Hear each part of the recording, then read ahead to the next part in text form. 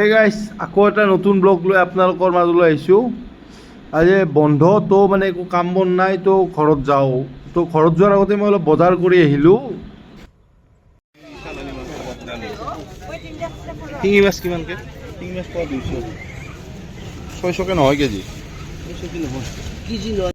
তো ঘৰৰ কাৰণে বুলি কুচিয়া মাছ আধা কেজি ল'লোঁ আৰু অলপ চব্জি বজাৰ কৰিলোঁ। তো বজাৰ চজাৰ হ'ল, এতিয়া বলক ঘৰলৈ বুলি যাত্ৰা আৰম্ভ কৰোঁ। ঘৰততো চাওঁ কেইদিন থাকিব পাৰোঁ, বন্ধই আছে বাৰু, কাম বন নাই একো। ভাবিছোঁ বন্ধত এতিয়া ফুৰিব যাওঁ বুলি ভাবিছোঁ। লগৰ কেইজনেও লগ ধৰি আছে, তো ভাবিছোঁ যে শ্বিলঙৰ ফালে যাওঁ। শ্বিলঙে যাম আৰু ক'তনো যাম, ওচৰতে হয় শ্বিলং, বেছি সময়ো নালাগে, কম খৰচতো হয়। মানে ধৰক এতিয়া দূৰত যাব আৰু বৰষুণৰ বতৰ, এতিয়াতো মানে অলপ ছিজনটো ফুৰা ছিজন নহয়েই মানে বন্ধ দিলেও। আমাৰ অসমততো চাৰিওফালে বানপানী, মানে অৱস্থা বেয়া একদম অসমৰ। আমাৰ ৰঙিয়াতো বানপানী হৈছে, কিন্তু বানপানী মানে এইবিলাক ইমান ডাঙৰ হোৱা নাই, কিন্তু পানী হৈছে আৰু ঠায়ে ঠায়ে। আমাৰ এইফালে হোৱা নাই ভগৱানৰ কৃপাত এইবাৰ এতিয়ালৈ, কিন্তু নেৰা নেপেৰা বৰষুণ দিয়ে আছে। সেইকাৰণে মানে এতিয়া অলপ যাবলৈ প্ৰব্লেম হৈছে। এতিয়া বৰিহত পাৰ হৈ মই অলপ তেল ডিপুত তেল ভৰাই লওঁ। তেল 500 টকাৰ ভৰাই লওঁ। 500 টকাৰ তেল ভৰাই তো আপ ডাউনত 500 টকাৰ তেল লাগেই। 250 টকাৰ তেল আপ ডাউনত মানে লাগেই। বাইকখনো বহুত বেয়া হৈছে। নেক্সট এদিন কোনোবা এদিন ছাৰ্ভিচিঙতো লৈ যাব লাগিব।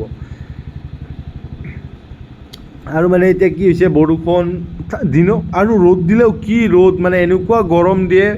1 মিনিটমানৰ সময়ৰ কাৰণে ৰ'দ দিব, কিন্তু সেই ৰ'দতে মানে ফালি দিয়ে। আৰু বৰষুণ, ৰ'দ, গৰম, ঠাণ্ডা, মানে একদম অৱস্থা বেয়া মানুহৰ। চাৰিওফালে জ্বৰ, কাহ, চৰ্দি। তো সকলোৱে ভালকৈ থাকিলে হ'ল। মানে আমাৰ ঘৰটো মাৰো জ্বৰ, অসুখ, একদম অৱস্থা বেয়া মাৰো, দেউতাৰো অৱস্থা বেয়া। এইফালে এইটো গোৱালপাৰা ৰোড, গুৱাহাটী গোৱালপাৰা ৰোড, এইটো মানে এতিয়া 4 লেন বনাই আছে। আগতেতো ইয়াতে বহুত ডাঙৰ ডাঙৰ গাছ আছিলে, চব কাটি দিলে। এইফালেতো মানে এইফালে আজি মই নতুন ৰাস্তা এটাৰে আহিছোঁ। এনেইতো মই বেলেগ দিনা আজাৰা হৈ আপোনাৰ ডিকেথলন হৈ যাওঁ। তো আজি মই আহিছোঁ এয়াৰপৰ্টৰ ওচৰৰ ৰাস্তাটোৰে। এইটো চাওক এয়াৰপৰ্টৰ ওচৰৰ ৰাস্তাটো। মোৰ লেফ্ট চাইডে এইবিলাক এয়াৰপৰ্টৰ কাম চলি আছে, কিমান ডাঙৰ এইফালে। এতিয়া আজি অলপ বতৰৰ কাৰণেই নে কি গম নাপাওঁ, কিন্তু ফ্লাইট শ্লাইট একো দেখা নাই। এনেই বেলেগ দিনা হ'লে কিন্তু বহুত দেখা পাওঁ, মানে আহিলে এইফালেদি উৰি থকা বা নামা, এনেকুৱা লেণ্ডিঙৰ সময়ত। এইফালে চাওক কিবা কিবি নতুন বনাই আছে, এইবিলাক এয়াৰপৰ্টৰ কাম চলি আছে। নতুন টাৰ্মিনেল নে কি হ'ব বোলে, এনেকৈ মানে শুনিছিলোঁ আৰু, আদানী টাৰ্মিনেল। তো তাৰ পৰা আহি এতিয়া মই জালুকবাৰী পালোঁহি। অলপ ইয়াতে ফল মূল লৈ যাওঁ, ক'লোৱে আপোনালোকক ঘৰত অসুখ, মাৰো অসুখ, দেউতাৰো অসুখ। তো অলপ কিবা লৈ যাওঁ ফল মূল। ইয়াতেতো বহুত ফল মূল পায়, আপুনি যি লাগে। দামো ধৰক বেলেগতকৈ কমেই অলপ, তথাপিও বেছিকৈ কয় আপুনি 10-20 টকা কমাব বুলি, সিহঁতো গম পায়। তো মানে অলপ বেছিকৈ কৈ দিয়ে। তোৰ আপেল কি দাম? 160কে নহয়, 160 কম নহয়। আৰু আম, আম সেইটো ডাঙৰ প্লাষ্টিক আছে না, গোটেইকেইটা মিলি এটা দাম 520 টাকা। কিমান লাগে এতিয়া? 520 টাকা, 580 টকা হৈছে মোৰ হিচাপত। চাওক ফল মূলবোৰ কি ধুনীয়া হৈ আছে, মানে দেখিলে খাওঁ খাওঁ লাগে। কিন্তু আপোনালোকে জানে আজিকালি চব মানে মেডিচিন মাৰে। উপায় নাই, খাব মন যায়, কিন্তু এইফালে মেডিচিন, বেমাৰ, কি কৰিম আৰু। ভগৱানৰ নাম লৈ খায়ে দিওঁ আৰু, দেখা যাব আৰু ভগৱানে যি কৰে আৰু। মানে ভাবি লৈছোঁ আৰু কপালত যি আছে সেইটোৱে হ'ব আৰু, খালেও হ'ব নাখালেও হ'ব বুলি ভাবি লওঁ আৰু। সেই ভাবিয়ে লৈ ল'লোঁ। আপেল 2 কেজি ল'লোঁ, আম 1 কেজি ল'লোঁ। তো চলক আৰু আৰম্ভ কৰোঁ যাত্ৰা। এইফালে যাওক, এইখিনি মানে জালুকবাৰীৰ মেইন হেৰিখিনি পাৰ হৈ আপুনি ফ্লাইঅভাৰ পোৱাৰ আগে আগে, মানে ব্ৰহ্মপুত্ৰ ব্ৰীজ পোৱাৰ আগে আগে ঢেৰ দোকান আছে ইয়াতে ফল মূলৰ। ইয়াতে সমস্যা এটা কি হয়, মানে গাড়ীবিলাক ৰখোৱা যায়তো বহুত, মানে বেলেগ একো প্ৰব্লেম নাই। গাড়ীবিলাক ৰখোৱাৰ ফলত কি হয়, মানে কেতিয়াবা এক্সিডেণ্ট হোৱাৰ চান্স আছে। সেইদিনা মই আহোঁতে আপোনালোকে মোৰ ব্লগটোত দেখা পাইছে, ৰাইট ছাইডত মানে এক্সিডেণ্টটো যে হৈছে, এনেকুৱা মানে ৰখাই থৈ দিয়া গাড়ীৰ কাৰণেই হৈছে।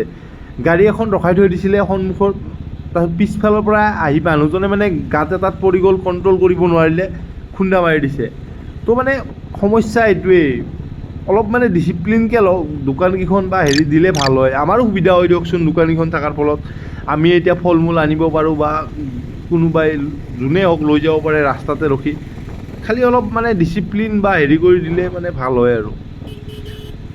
বাকী চবটো ঠিকে আছে। আৰু এইফালে চাওক কিমান ধুনীয়া বতৰ আজি, মানে এতিয়াতো ফুৰিব যোৱা বতৰেই কৰিছে, কিন্তু ক'ত আৰু ফুৰিব যাম, টকা পইচাৰ অভাৱ বহুত। ইমান ধুনীয়া এই শৰাইঘাটৰ ব্ৰিজখন, ব্ৰহ্মপুত্ৰত পানী চাওক কিমান বাঢ়িছে।